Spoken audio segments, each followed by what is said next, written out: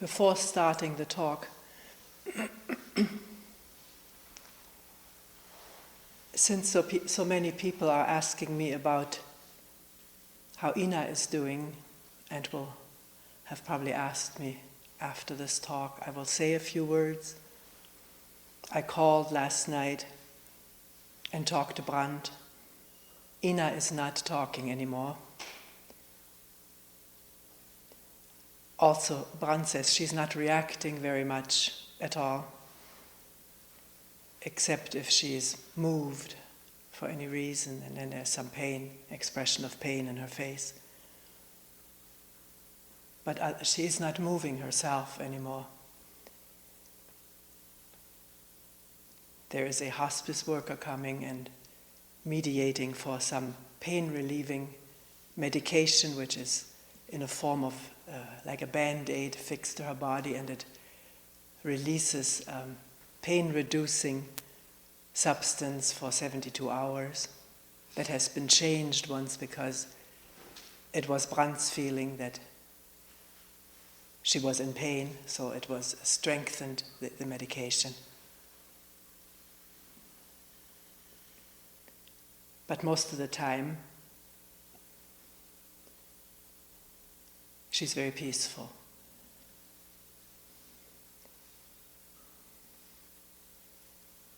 Brandt mentioned last night for the first time that she's asked that at the moment of dying that he call, and whether I would be willing to talk to her on the phone even if I get no response from her. Which of course I will do.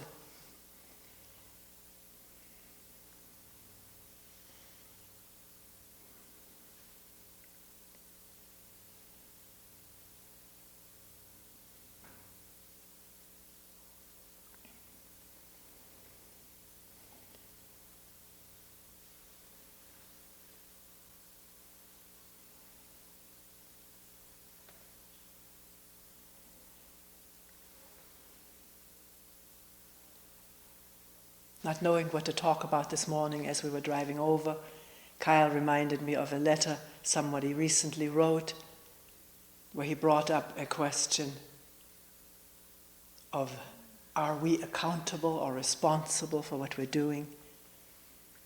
And this is what I will pick. I will read that spot in the letter and see what we can find out and look at about responsibility, accountability, free will, and so forth. And I will talk for about 30 minutes, and then the floor is open for people to ask or comment or say things.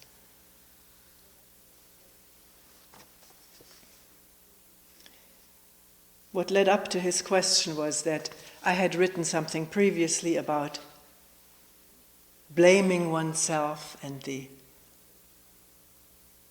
uselessness of that, of self-blame or blaming others, since it prevents looking directly at what it is that is going on or has been going on for us, for each other, for others.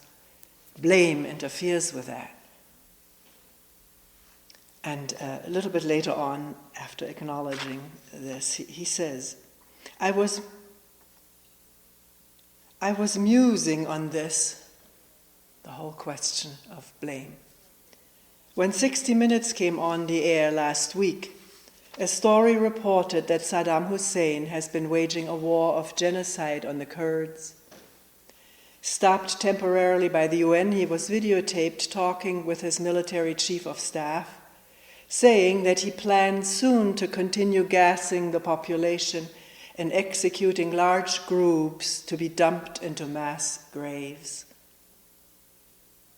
Just a little Schadenfreude to lighten the day, I suppose. Glee at doing hurt is what this word means. Are we to say that this man is conditioned, ignorant, and therefore not responsible or accountable for his actions?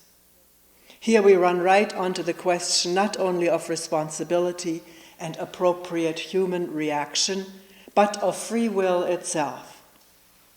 Are ordinary mortals incapable of free will to any extent? and therefore in no way accountable for the bills they run up? And if we are not, what is it that leads some of us to seek freedom? Are only the most egregious not to be held at all responsible or accountable? I have not heard you directly address this issue of free will, relative free will, and he puts parenthetically, an oxymoron, question mark, or determinism. Is only the liberated saint accountable?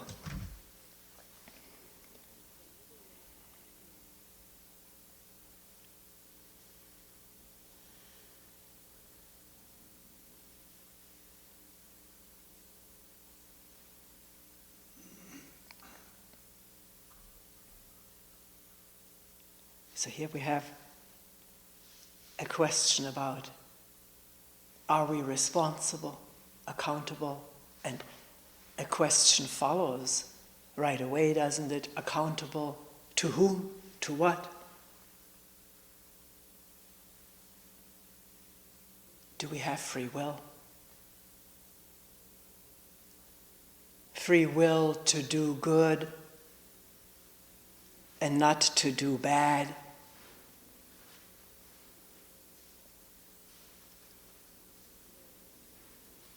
See, we could just say from what we have learned or what we believe in, what has been indoctrinated into us, we could say, yes, there is free will to do good. And if we don't do good, if we do harm, then we're accountable in one belief system to the God who endowed us with free will.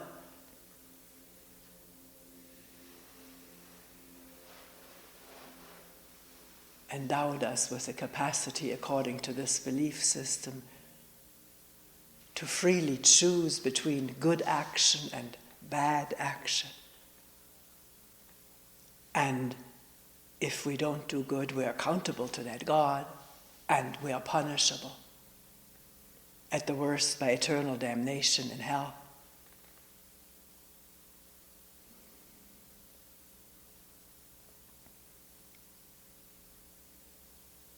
See, we can believe that. We can believe that we have free will, and we may derive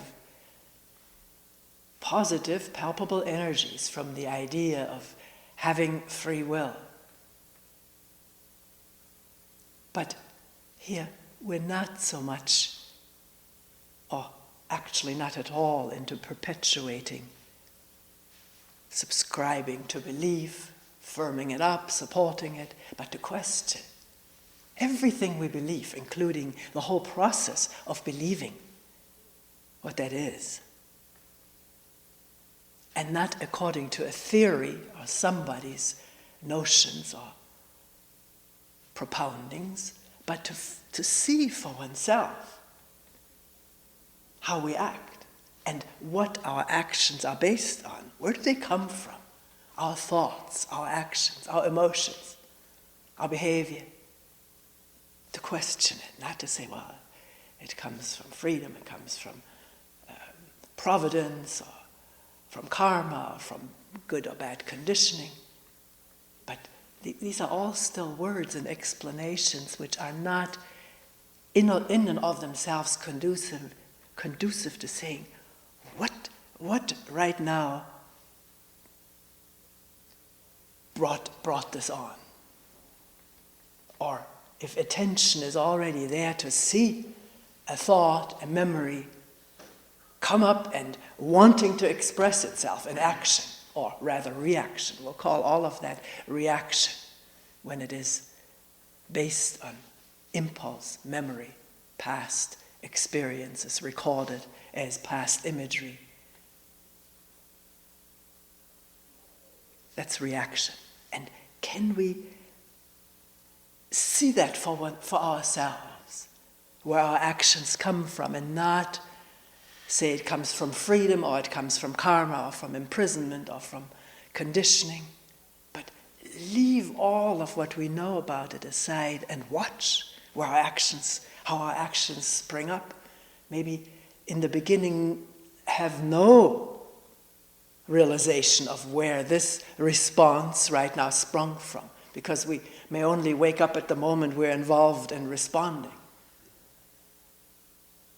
Chewing somebody out, or hitting somebody back, or apologizing, or wanting to be accepted.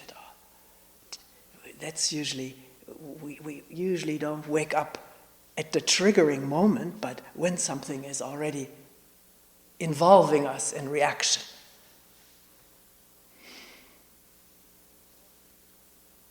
But then to be careful not to say, well, it doesn't come from any thought, it doesn't come from any imagery or memory, it just came. But to leave it open. Because if we leave things open, are not concluded about anything, then there is much more possibility for deeper layers of motives to reveal themselves, to become transparent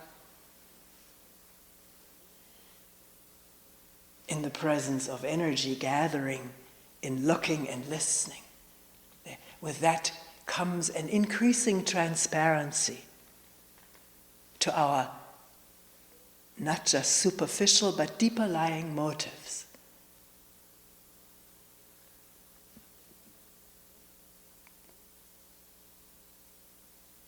So whatever motivates you and me and you, us, to respond, and I'm saying here, I'm making a statement, but it's up to each one of us to examine it carefully from moment to moment, not once and for all. I'm saying that most of our responses or reactions come from memory, from past conditioning, past programming, discs running, if you want to put it this way. All what we've ever thought and done and what's been done to us goes on the disc, on some disc in this. I'm using the computer analogy right now because it lends itself for that. And from that spring our reactions. And that, if that is true for one human being, then isn't it true for all human beings, whether they be Saddam Hussein, Hitler, a Kurd, a saint?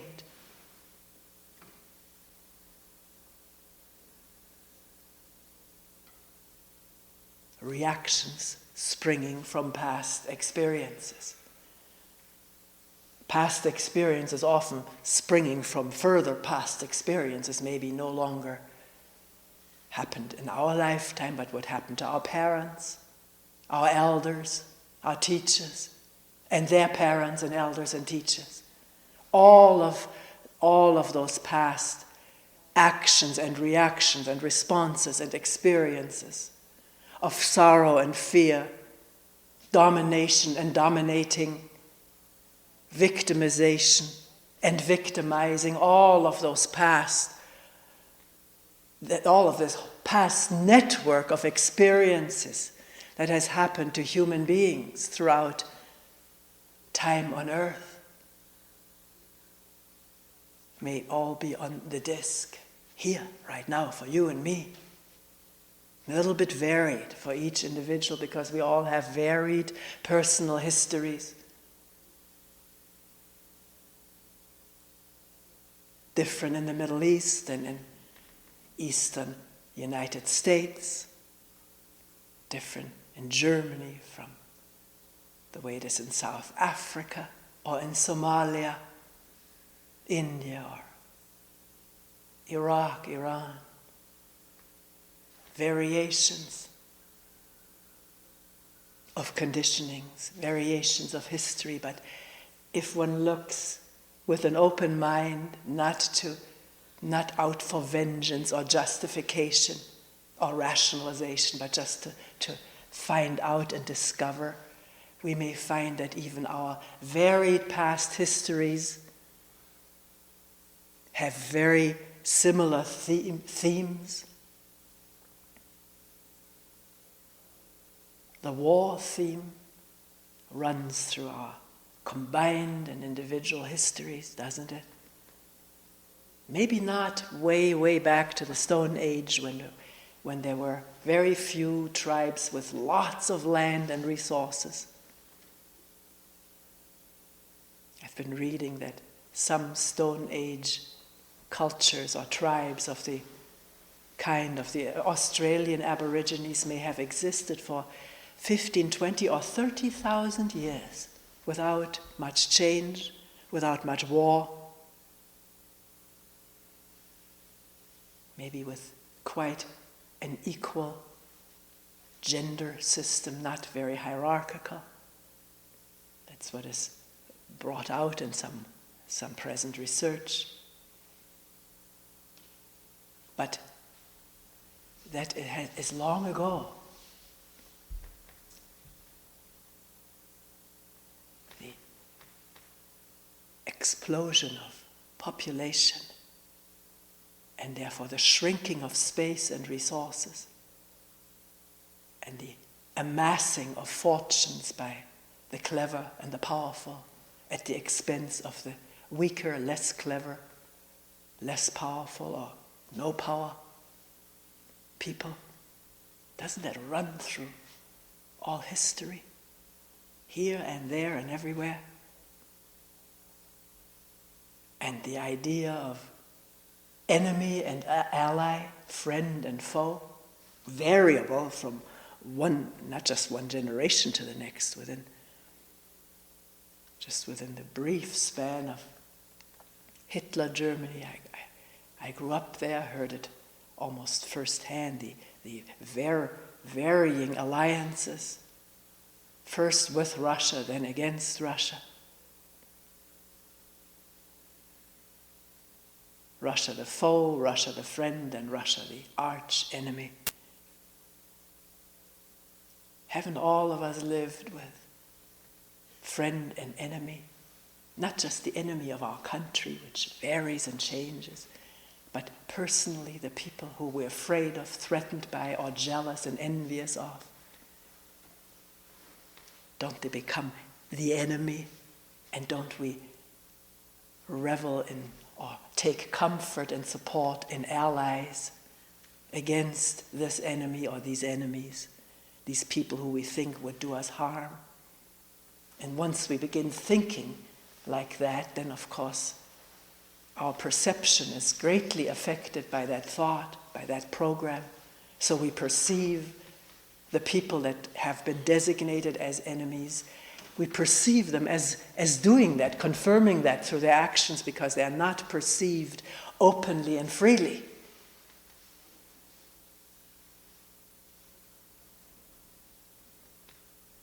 So these programs run for all of us.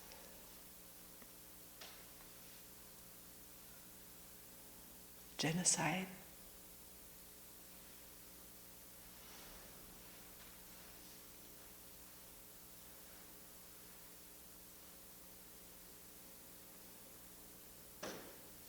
is it the first time it happened in Hitler Germany? Maybe in its specific peculiarity, unique, and yet hasn't there been the attempt at genocide, at eliminating the bad ones, the dark ones, the satanic ones, the evil ones, the heretics, those of another religion, those of another tribal history, those of another ideology? Isn't that programmed in human beings? The solution, if we only get rid of the enemy, then we'll be free of him and free of evil, and also get his possessions or her possessions. Their land, their possessions, their treasures, natural, their women, their men for slaves.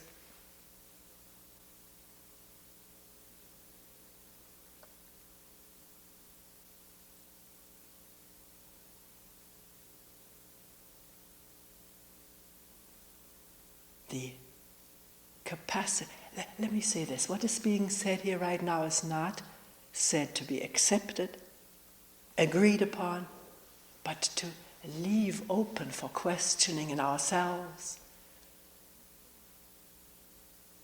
Because there's only one thing that can interrupt the running of programs with their instantaneous triggering of reactions, emotions in the organism, only coming upon it attentively or wakefully, waking up to what's happening this moment. As an idea comes up about you as an enemy, and a reaction is about to form or has already spilled over into expression.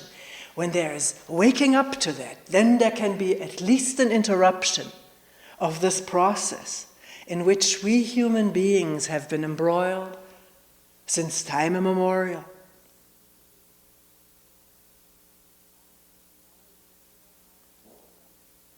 With the massive, large-scale harm we've done and the small-scale harm that we're doing to each other and to ourselves.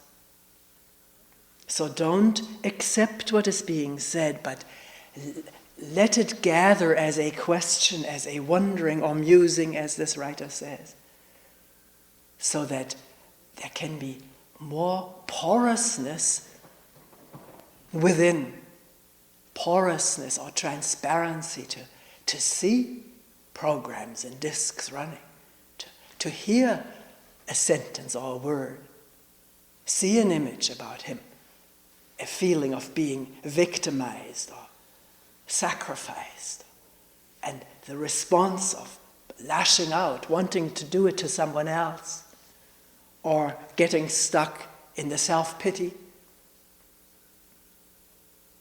needing support in that.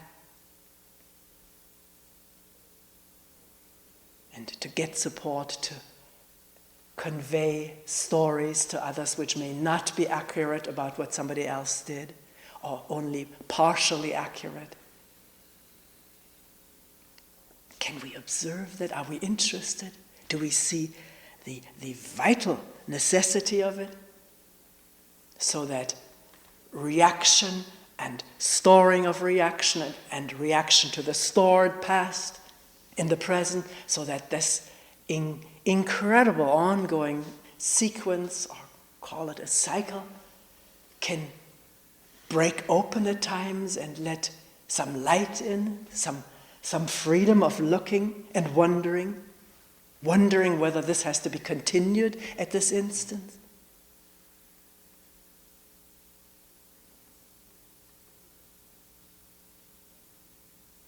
So what does it mean to be responsible or accountable for what we're doing?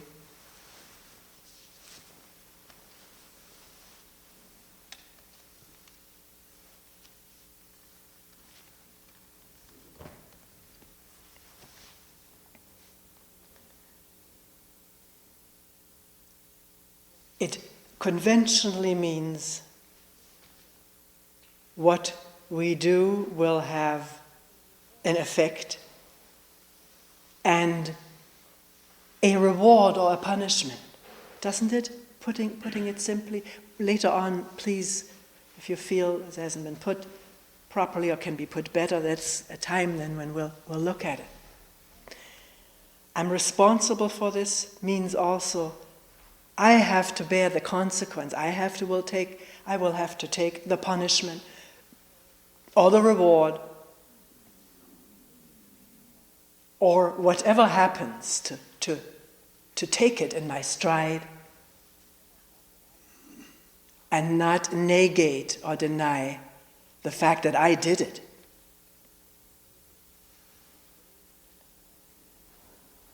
And if, as put, a big bill is run up, I have to pay for it. To whom?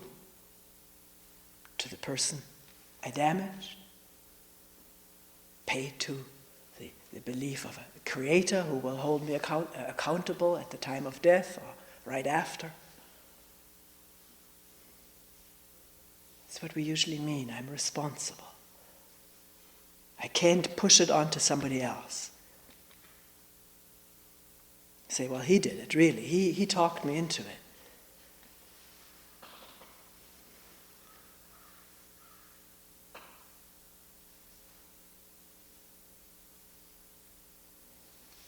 How about that? Where again, don't we come back to the question, where do my actions, or rather reactions, arise from? Most of the time.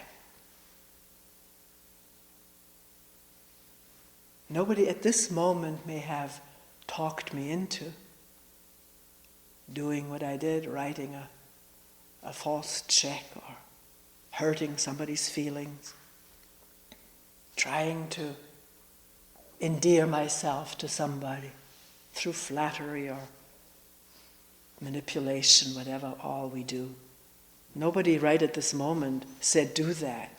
But doesn't it all come out of the total whole totality of my past? How I was treated or not treated, how I saw other people treat each other.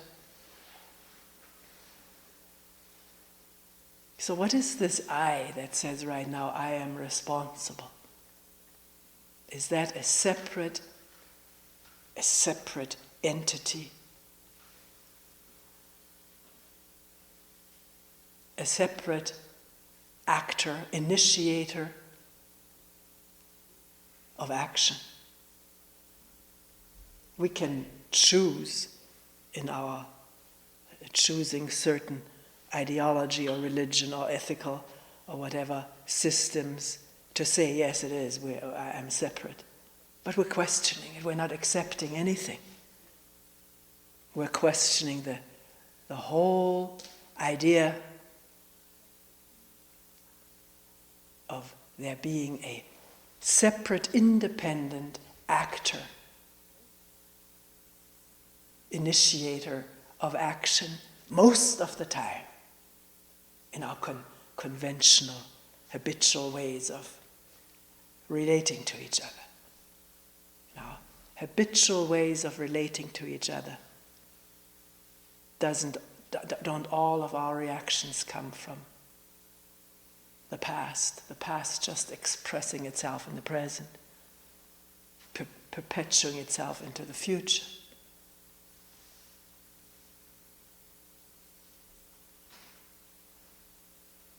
Through reaction and counter-reaction. Are we interested to find out, to trace out, to illumine this feeling of I-ness, of separateness, of cut-offness? Wonder about it. Not in order to slip out from under accountability or responsibility, but to question the whole thing. What is this I believe in, has been victimized or is free? Free to do good and not to do evil? What is freedom? Is it freedom to act instantly on a program, and the instantaneousness of a program, something that has happened in the past, to immediately elicit response? The quickness of it makes it appear as though it's sort of free or not bound by the past, because we don't always have to cogitate and remember and wonder and ponder. Very often our reactions come just like that. But the quickness of them just attests to the quickness of the past, the program, springing into action. Please examine it for ourselves, not believe it. Observe it as it happens and wonder about it. The quickness of the response, well, you too, when somebody tells me that I am this way or that way, and so quick to say, well, you're that way too. Or I just noticed a while ago, I always get letters which pile up, and I noticed that the memory says, this person has waited a long time in responding, I'll wait too. And then I wondered about this. Is this process of just because he or she waited long, therefore I'll do to you what you do unto me? Very likely. Very likely. I'm not going to respond right away because she let me wait for 3 months. Can one come upon these things? Because as we come upon something like that and not immediately defend ourselves or explain it away, analyze it out of this world, but just be interested in observing and discovering, then there can be a freedom. And I can answer this letter because right now there's something that needs to be responded to. There's a freshness there. Don't have to cling to these past or these ingrained eye for an eye, tooth for a tooth type of things that run us if we don't become aware of it. In the running, there is no freedom. In awareness of it, there is the freedom to maybe not go on with it. And at such a moment, am I acting responsibly, accountably? I wouldn't think of it that way. It's just responding to what's there rather than reacting from an ancient or recent program. Is that a better way of looking at responsibility? Responding out of some freedom right now of looking and listening and thinking freely about the total situation as I perceive it. Never can perceive everything. Always make some mistake sometime or other. Responding out of looking and wakefully listening now. Is that responsibility? Not I'm responsible to you, but it's a responding out of freedom from program.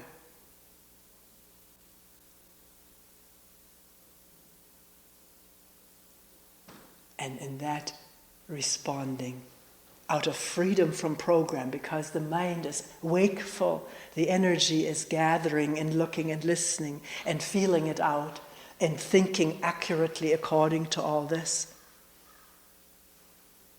In a moment like that, there can even be a lovingness which knows nothing about adversity or trying to pay back or kill off or make secure. A lovingness which has no enemy or ally. It's just open. Not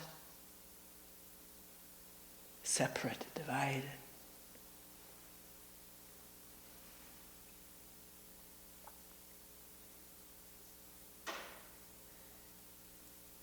And not thinking of itself as being saintly. The moment that thought comes up, am I a liberated saint now? That's closure. It's a new disc being established, or maybe an old one running in a new form. I am something, which means me separate from the rest of everyone else.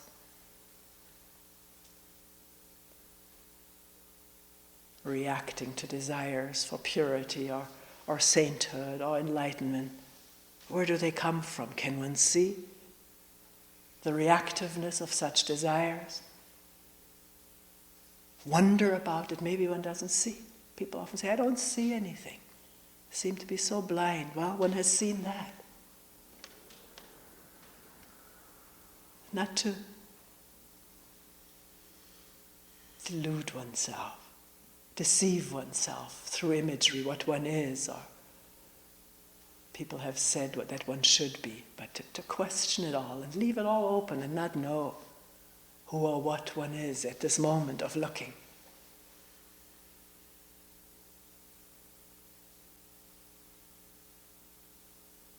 So are we to say that this man, in this case, picking on Saddam Hussein,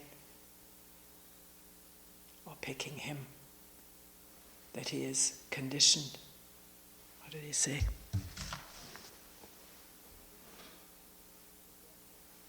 conditioned and ignorant, and therefore not responsible.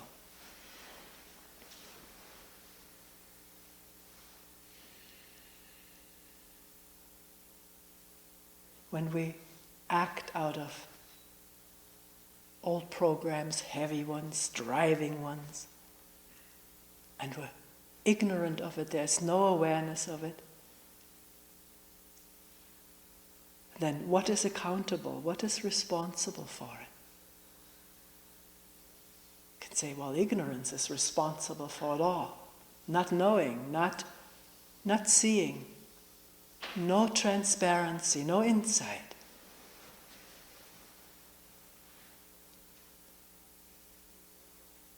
One of the supposedly last few words that Jesus is supposed to have said on the cross, which come to me quite frequently in a connection like this, is saying, "My God, forgive them because they don't know what they're doing."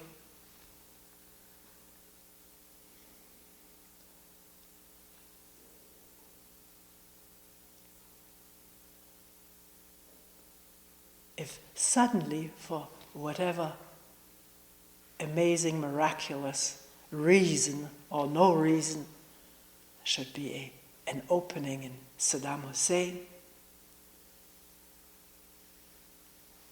of seeing what he's doing and has been doing, what is going on among the people persecuted, decimated, the Kurds, and seeing what has been done to him or to the Iraqis, Middle Easterners, Arabs, understanding it all, where it comes from. If there was a sudden penetrating insight into all of that, would he go on?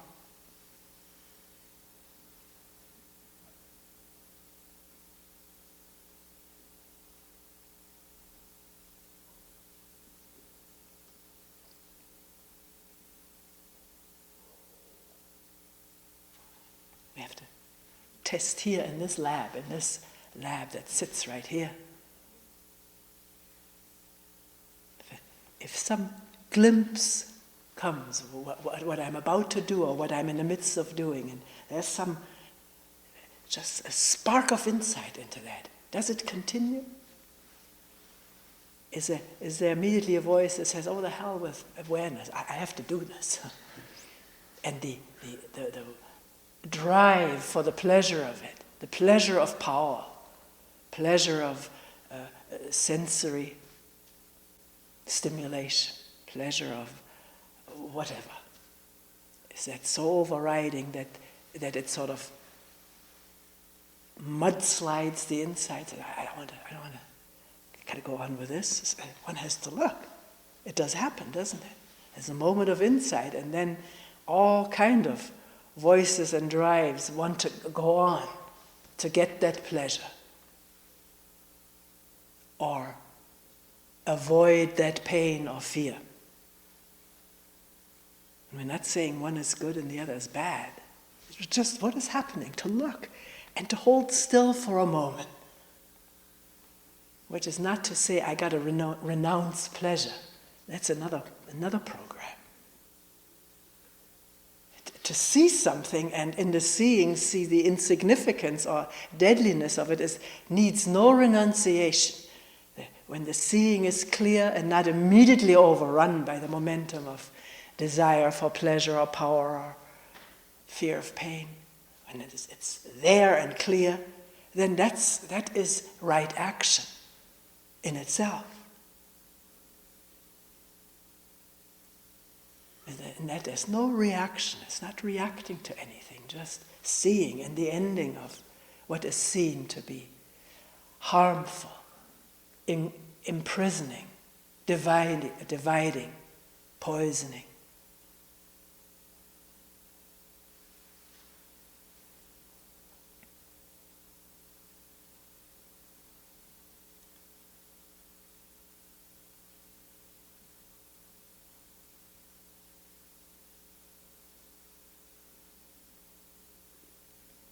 And at that moment, there is not even the feeling that I'm choosing. There's no choice.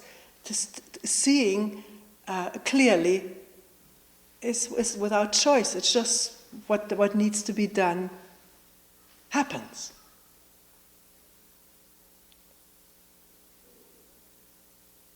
Because at that moment there's not this constant revolving about, is this good for me, is this bad for me? Will this help me? Or my folk, people with whom I'm identified. It just is so open, because then we're not separate. We're one family. One global family, which includes everything that's alive, which is everything.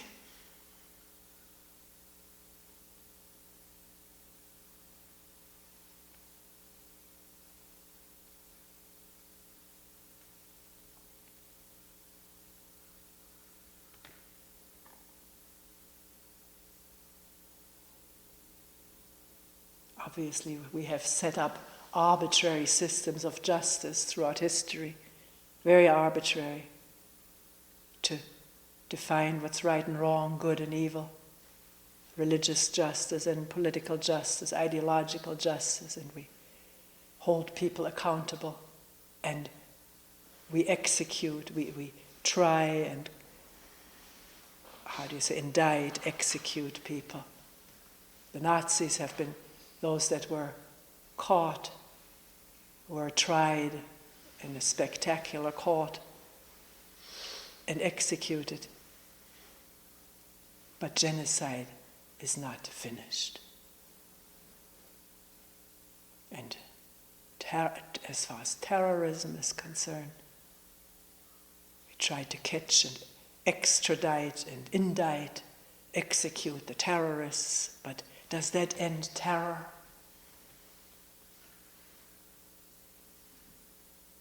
In the executioner?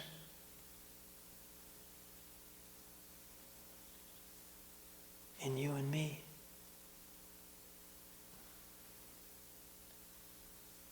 The church has condemned and, us? What does the church do when you're no longer a member? Excommunicated and tortured, burned. What has it helped? What has it done? Has it brought insight about itself? Does accountability, paying for bills run up, does that bring insight? It may bring fear. Oh, I mustn't do that anymore. I can't afford to pay again. Got to drive slowly now. Not get another ticket or so. Even that doesn't work. But fear is just part of this whole chain of action and reaction. No, not of experience and reaction from it. Now I'm afraid, now I'm reacting from fear. That's not freedom. It's just the belief that if we inculcate enough fear of punishment and desire for reward, then we can make ourselves and each other's behave. But it doesn't work. Maybe up to a point, in a limited way, it does. Somebody just yesterday said it's amazing. We do stop for red lights most of the time, and there's a lot of law-abidingness that is helping us to negotiate together. But there's a lot of the breakdown of it. And more laws and more punishments and severer and more rewards won't bring insight into this whole chain of reactions that dominates human beings, you and me, Saddam Hussein and the saint. Saint meaning here not a human being open and insightful this moment, but with the idea of living a saintly life. Living out of idea is not freedom.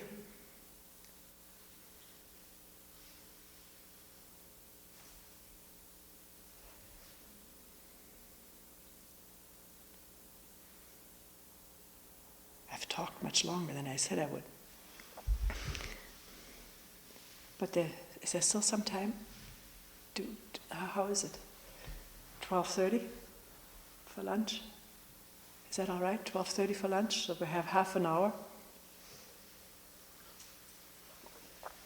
Half an hour to bring things up, say things, whatever.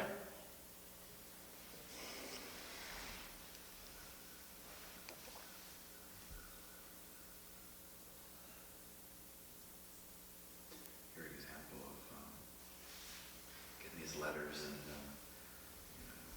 this person is late, so the reaction comes up in mind, well, I'll do the same. Similar thing happened to me that this person did. Could you talk a little bit louder, because we're taking it? This person didn't write a note to me or something. And I thought, well, I'll do the same thing. And then something inside me said, why do I need to get caught up in the same thing?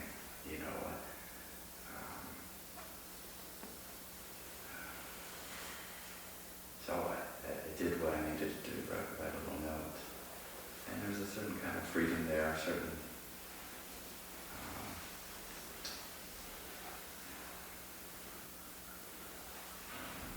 flowing rather than getting clogged up inside of me, just doing what I felt I needed to do.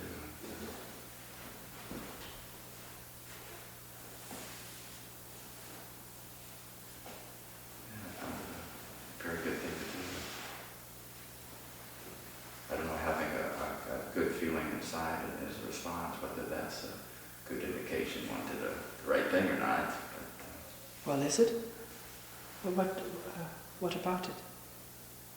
What does we're not saying it's right or wrong, but what does the good feeling inside result from? I don't know if it's memory or so, or if it's hooking into some positive energy or something. I don't know. What can you look? Or loosening up. Is it that one says to oneself, I really did the right thing this time, and that feels, saying that kind of a way of putting it, triggers good feelings, all kinds of chemicals which feel good. I did the right thing. And if that's seen, it can be let go of. If it's not seen, I'll keep thinking all day long how good I did. And as I think all day long, I'm not attentive to what else I'm doing.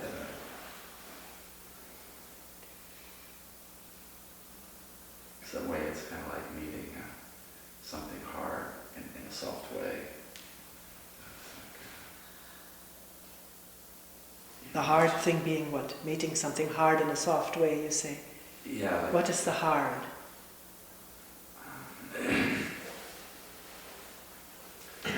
I guess that if you sense something that's like eye for an eye, tooth for a tooth, and either that whatever's coming in your mind says I'll respond in the same way, that would be kind of hard, meaning hard. That's what the image to me is. But then if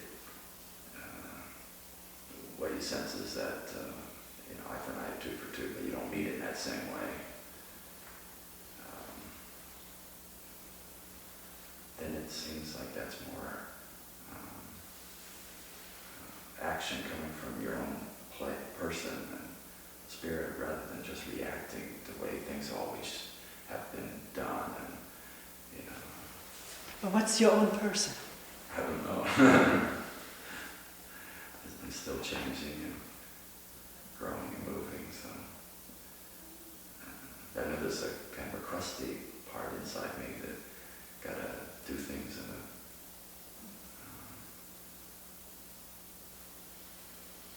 be in a certain way or do things a certain way.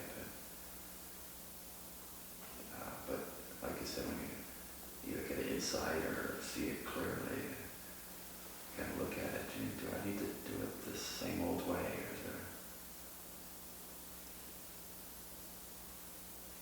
is there a different way to live or a different way to be with other people?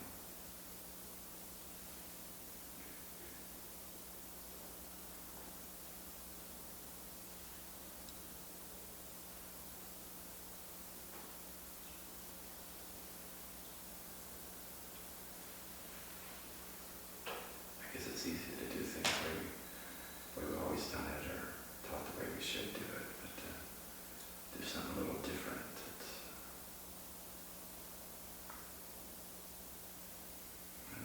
Is it a little freeing? Well, that they're doing things a little bit different. You can look, is it the idea I should not be like this? Or is it because when you just switch from one idea of doing it eye for eye to the idea I don't want to do this, I want to rather be so, or is it just coming from seeing, openness? Oh, like, or another idea of how I should be. It's for us to look. Whether that's just another like attitude or another. It may be, it may not be. Or it may not be at the moment, but in retrospect you think, oh, now I'm free of that, I'm like this now, and establish a new personality aspect, which, if you think of it, brings pleasurable feelings. Kind of solidifying a new type of way of being.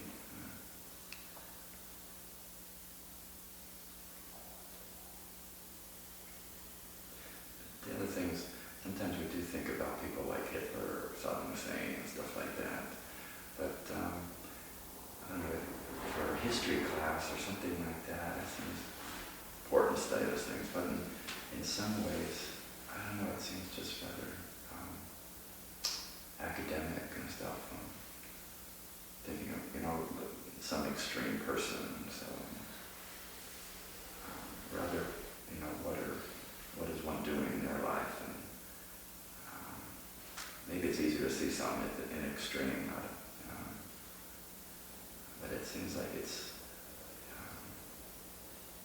a person, really concerned about something like that, in a letter or whatever. It seems like just getting away from looking at what's going inside themselves.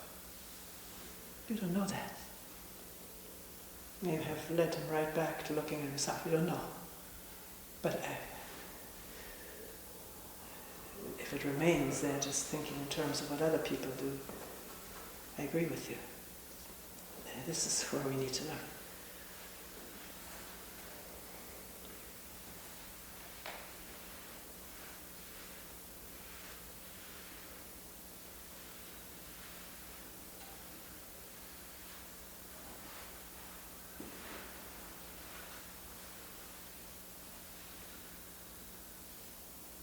I've had some trouble with this accountability issue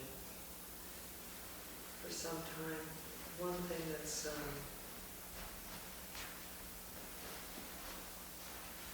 come up for me has been in working with some people who, going through this myself, I used to get sick a lot, and I used to get ill a lot, and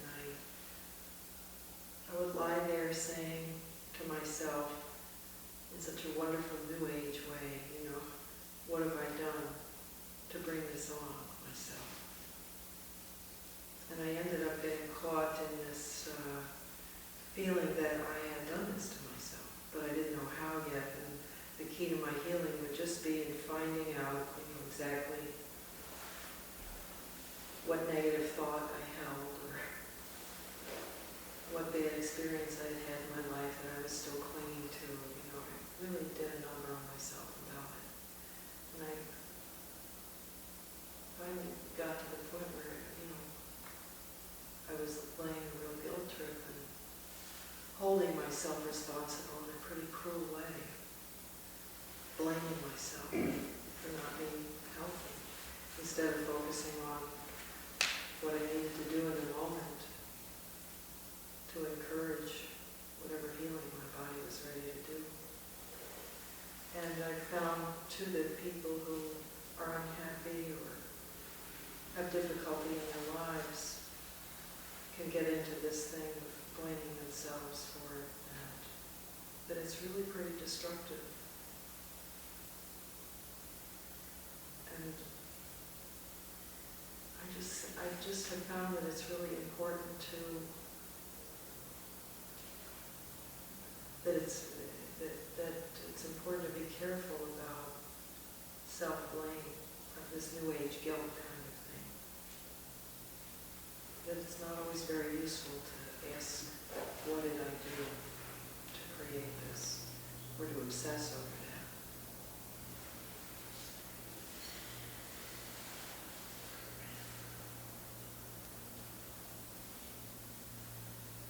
Can bring a lot of extra unnecessary pain into an already difficult circumstance.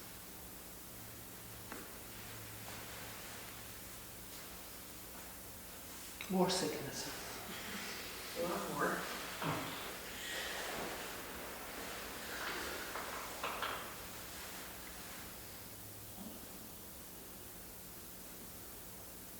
Is there a difference between saying, what did I do to bring this on? What were my past actions and thoughts? And saying, what am I doing right now? What's going on right now? There's a big difference. It opens it up.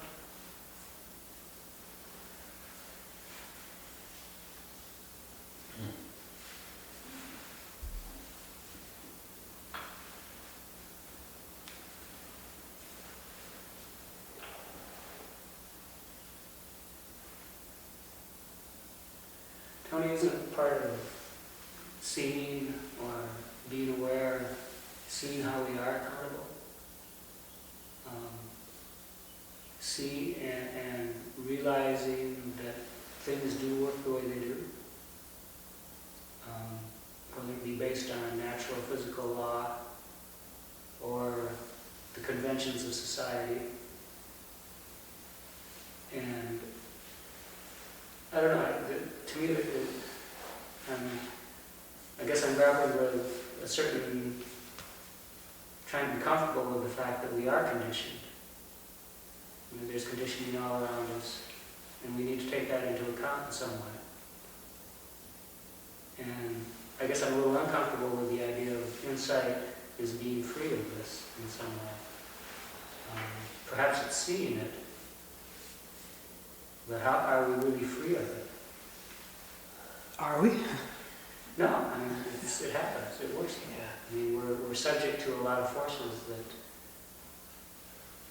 that are working, whether it be the,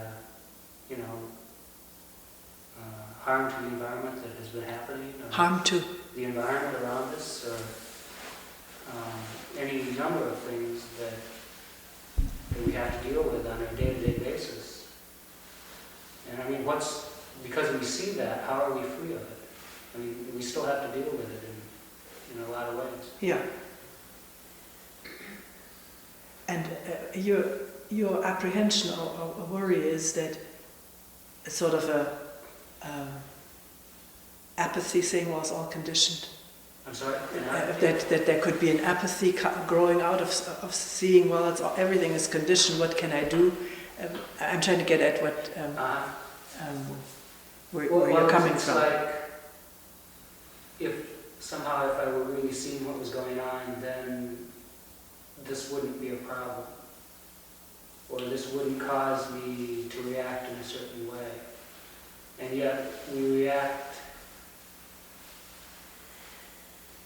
our actions are based on experience, and that experience is valid because we recognize that things do proceed in a certain way, whether it be natural law or man-made law. So I mean, so we get to the point where we're really looking at what's going on, and we have these options, and yet we still have to recognize that there are limits.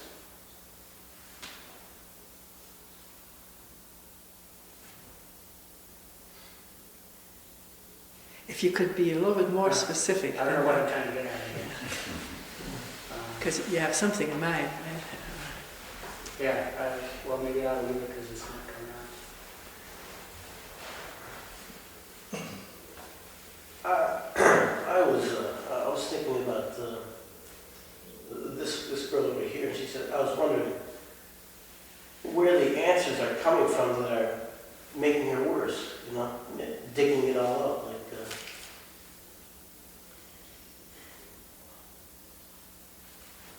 what answers is she receiving from the questions that is, how valid are the answers that she's getting? that are making matters worse, you know? You mean with the sickness Yeah. you're referring to? Well, the question was loaded to begin with.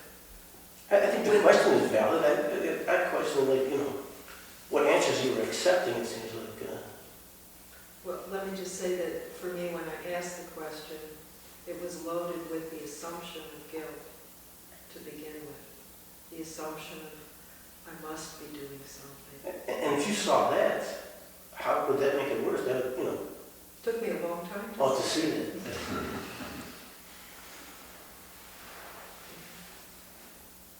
So it wasn't really a question, it was a statement, kind of couched in the question. Right. The question itself had a very negative effect. But you're right, once it got clear that that was what the question was really about, there was a freeing up and an ability to look at it from a different angle.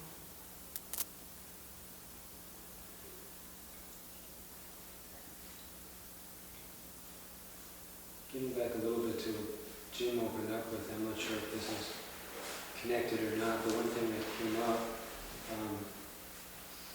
during the talk and looking at whether there really is someone who's accountable or that has these qualities or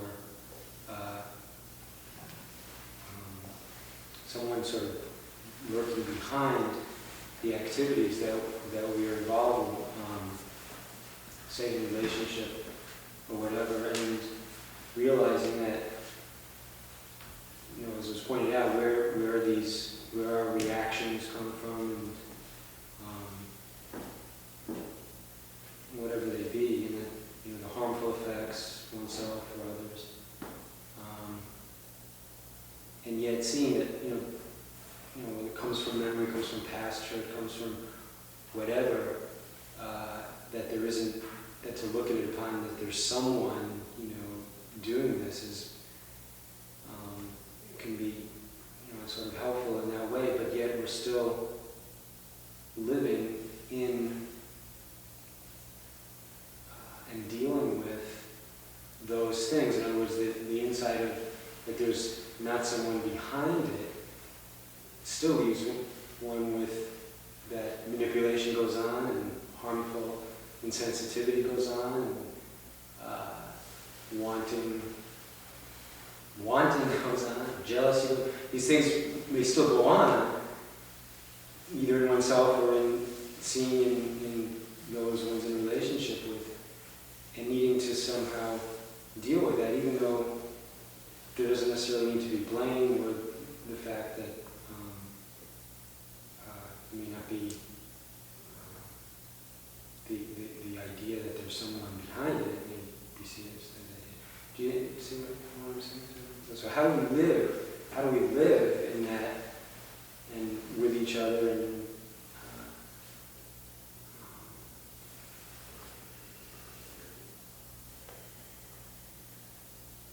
because it does go on, still go on. It goes on. Because at the moment there is jealousy of someone else. There isn't the openness of no one there. I'm very much there, jealous of what he is getting or she is getting that I'm not getting. At that moment, the whole thing has flipped again into entity, and the entity, me, is jealous and wants to have revenge or whatever. Then we just act out of these established, ingrained, habitual ways. But if, as far as society is concerned, doing a certain thing, maybe put in jail and a trial and so forth. But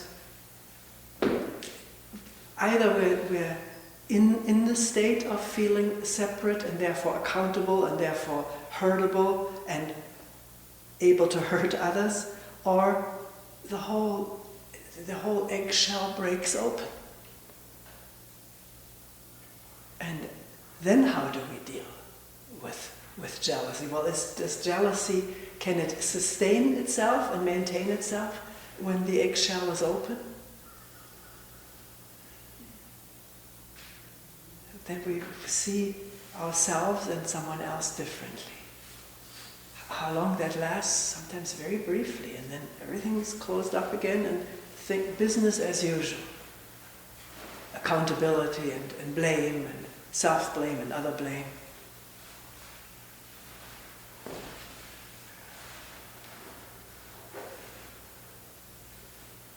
When you do something you know, after you do it, you realize it wasn't the right thing to do.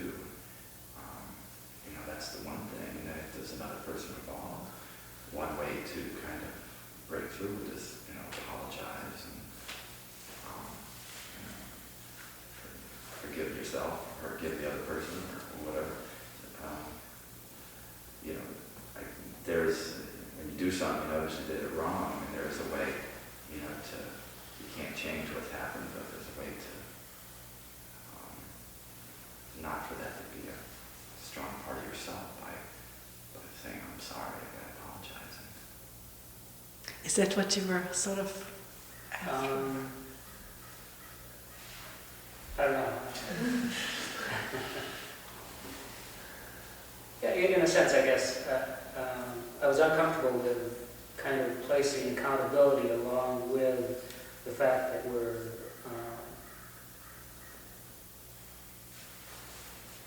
that we have these habitual patterns that aren't necessarily related to what's going on at the time, because I think accountability is related to what's going on at the time.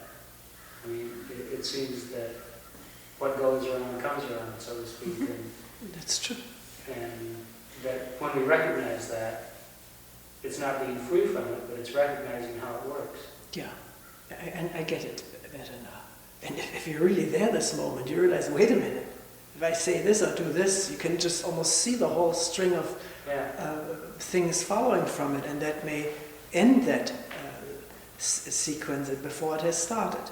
Because you see this will lead to that, based on past, you said there is something valid in past experience, knowing that if I take another helping of this food, I'm going to be sick.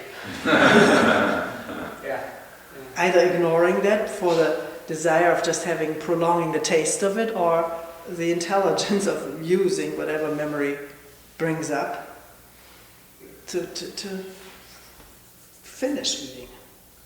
Because it's clear that's what this will lead to.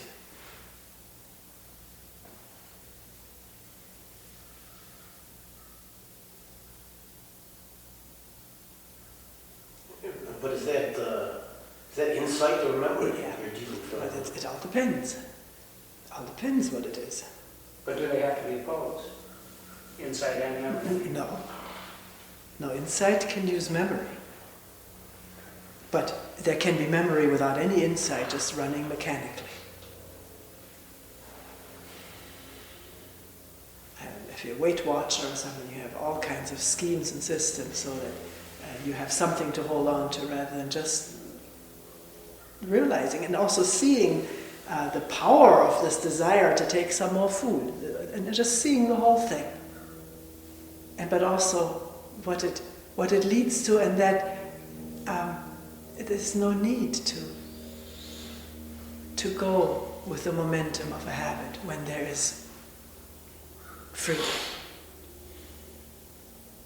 It isn't so important anymore, so all important because something else is taking place, which maybe even has an effect on the craving. The openness of also hearing the crow's caw and the plastic beat in the wind.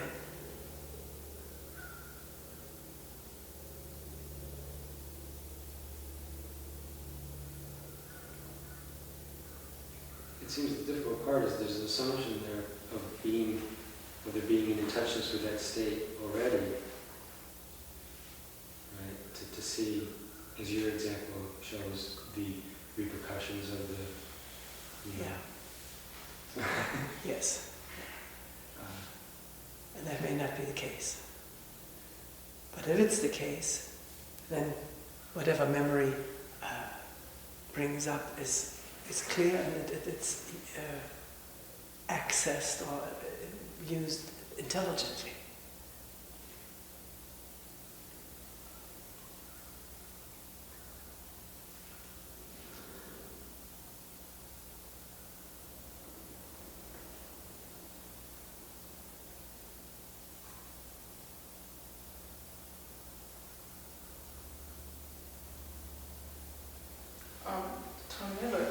about what we're talking about in terms of sitting practice. Yes. If I'm going to try to develop this kind of awareness and have it become a more natural reaction or state of mind, when we're sitting, when I'm sitting, do you think it would be more helpful for me to watch thoughts come and go without clinging to them, thoughts and feelings? Or do you think, for the purpose of developing this kind of awareness, it would be better to kind of examine the thought or the feeling and see where it comes from, kind of like what we're talking about now? Of course, I can't give you an answer to that. It may be one way at one time and at another time.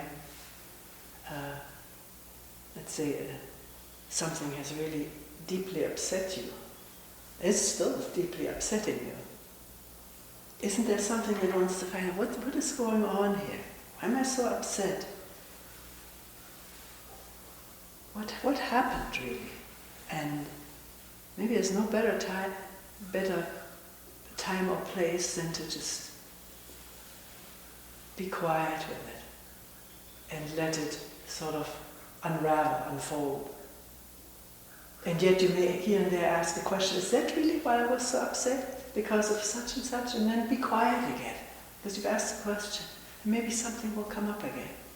And you say, no, that isn't it, or it's part of it, but there's something else there. You're saying it, and then you're quiet again. So really try to get to the bottom of it. The upset wants to be resolved. Something Krishnamurti always used to say, the brain demands order. And they used to think, what do you mean by that? But it's true.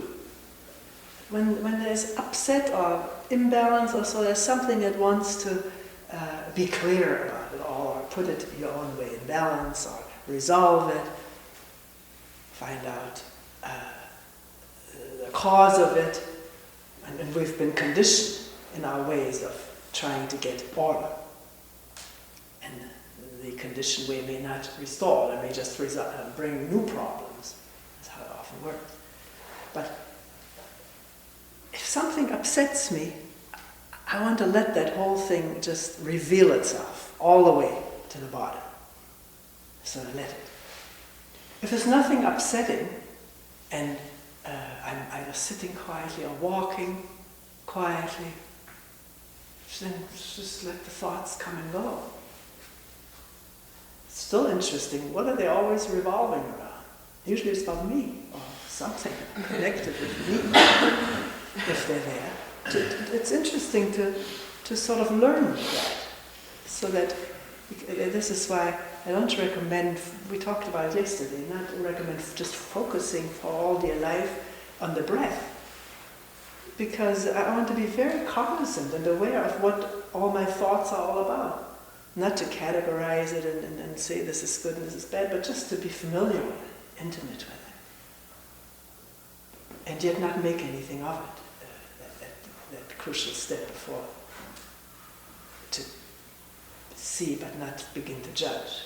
Oh, I like this, I don't like that, but that as that happens, you become cognizant of that, aware of that. So, see what happens when the mind has no focus and how it seeks a focus, wants to hang on to something, to feel more secure, more orderly.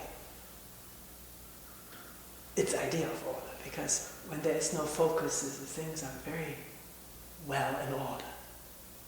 It's just whatever there is what is there.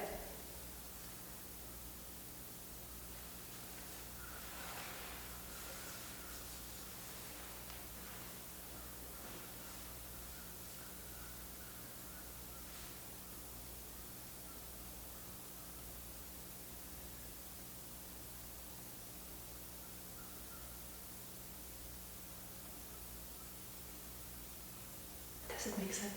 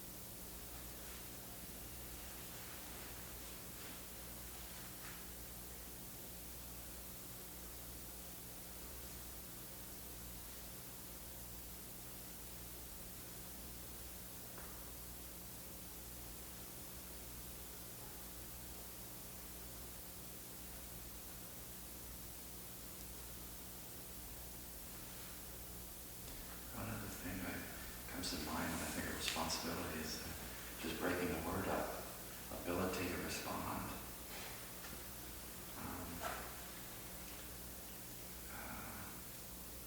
In certain situations, either insight or maturity or whatever,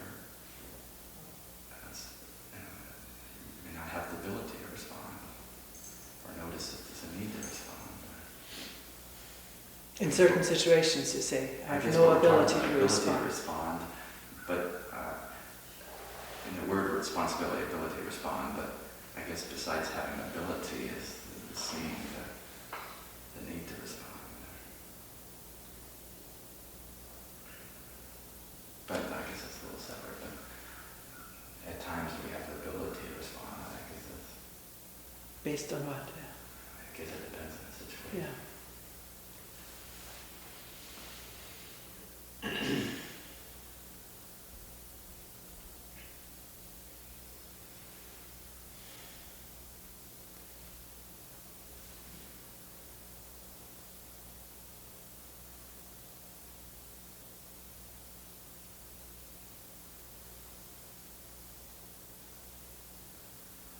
It's just comes to mind. A person talked to me the other day and said, talking about ability to respond, he was driving on the highway and a car pulled in and just cut him off, pulled in right in front of him.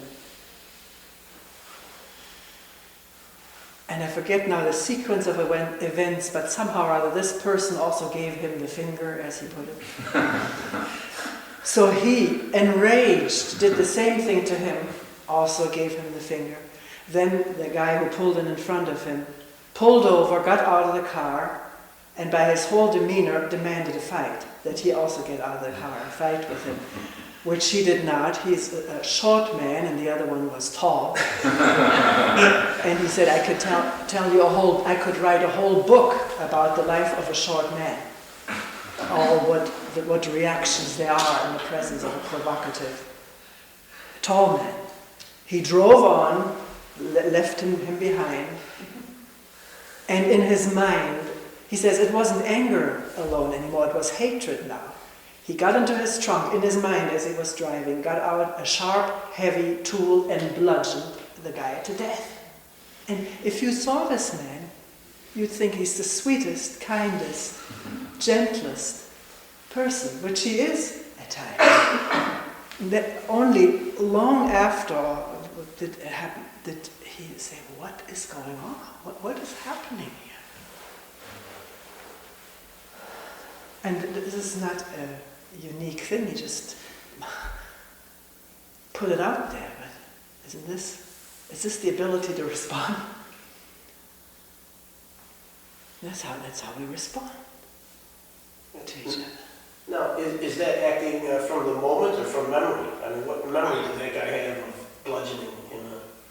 Yeah, or of being hurt or humiliated. Where does that come from? I mean, why should I be humiliated when somebody pulls around? I may have a lot of adrenaline because the guy may have It's hard to acting from insight, too.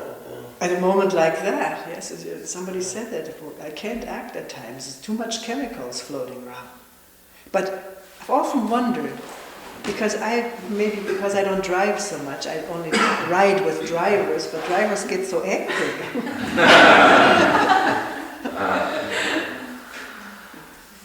And in Germany, even more so. It's part of a sort of a cultural thing. People just open the window and shake the fist at you, yell at you. So much threatening and anger. Now, at this moment, your car has sort of its own pad, which is its space of sovereignty or something. Something to find out sometime. Why do I get so angry? I may get a lot of, fear response, adrenaline from. I may almost have been hit. But why? Why the other? I'm not saying I shouldn't get angry, but be interested in it. Where are we responding from? Like he said, it's from. Maybe goes back to the brainstem, reptilian behavior. But they don't get that angry. My pad. I wonder if it's a way to react to someone, get something out where maybe people don't normally do it in their daily life, and they're able to react to someone, but they're not going to do anything to you. You just watch it. Just watch it for yourself. And that would be action. The watching is action. And that would be the action instead of reaction. Reaction. Yeah. And see, as you're watching it without getting all embroiled in it, then things happen out of this watching without judgment, without taking apart or a position.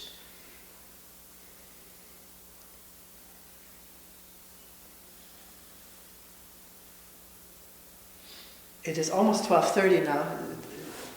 Maybe we should break it up. Stop.